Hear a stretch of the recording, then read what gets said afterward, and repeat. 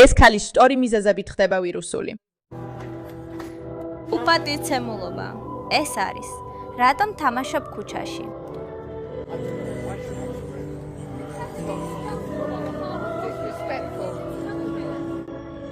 ეს არის ერთი მიზეზი და მხოლოდ ერთი მიზეზი. ეს ასეთი რამ არ არსებობს. ეს არ არის ის, რასაც ჩვენ ამ ქვეყანაში ვაკეთებთ. ეს არ არის ის, რასაც ჩვენ ამ ქვეყანაში ვაკეთებთ. ეს არ არის ის, რასაც ჩვენ ამ ქვეყანაში ვაკეთებთ. მე ისლამოფობი ვარ, მაგრამ რასისტი არ ვარ. მე ისლამის წინააღმდეგი ვარ. გულისხმობ, ჩვენ შეგვიძლია ეთქვათ ამ ადგილებში, არ ვიცი რას გულისხმობ. ბედნიერ სვინგს გისურვებთ. ეს არ არის ის, რასაც ჩვენ ამ ქვეყანაში ვაკეთებთ. ეს არ არის ის.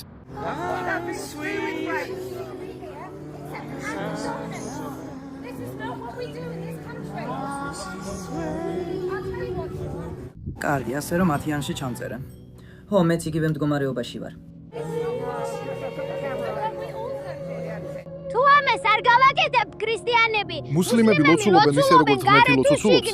გულისხმობ არ მინდა ასე ვთქვა, მაგრამ ამ ქალს საოცარი გამბედაობა აქვს. ამბობს კი რასისტი არ ვარ, უბრალოდ არ ვფიქრობ, რომ შენი რელიგია სწორია. ფიქრობ ამას ძალის დემონსტრირებისთვის აკეთებ, რომ შეგვაშინო. და მგონია, რომ ამას იმისთვის აკეთებ, რომ რაღაც დაგვიმტკიცო. და ეს დისკომფორტს მიქმნის. ამ მთავრობამ ბოლო დროს 14-დან 18 მილიარდ ფუნტამდე გამოყო ავღანელების გადასასახლებლად. და მათ 5 მილიონი გამოყვეს პედოფილი პაკისტანელი მუსლიმი გაუპატიურების ბანდის გამოსაძიებლად. ეს კარგი რიცხვი არ არის. ამ სვაიბლენს მხოლოდ 5 მილიონი გამოუყვეს იმის გასარბევად, რამდენი პაკისტანელი პედოფილი გამოუპატიურებელი იყო ჩართული ჩვენი ბავშვების გაუპატიურებაში ამ ქვეყანაში.